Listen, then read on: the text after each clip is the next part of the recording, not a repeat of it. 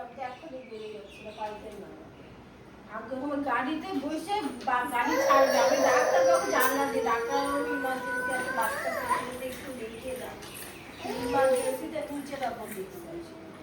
মুই গাড়ির থেকে নামবে তখন দেখতে বলে কখন বসছে তখন ফোনে বাচ্চা বলছে 9টা 9টার মধ্যেই বসছে।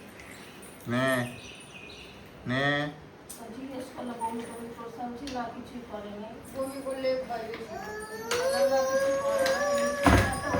আমি নার্ভাস আমাকে ও কাটা বরফ দিচ্ছি তো বরফটা নিচ্ছে এদিকে ফোন লাগাচ্ছি বাবা,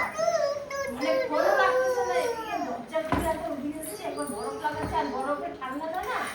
ঠান্ডাতে বাচ্চা চিল্লাচ্ছে, ঠান্ডা লাগতেছে না বরফ দিচ্ছি, আর আমি তো বরফ দিয়ে যাচ্ছি, জানি যেই ভাত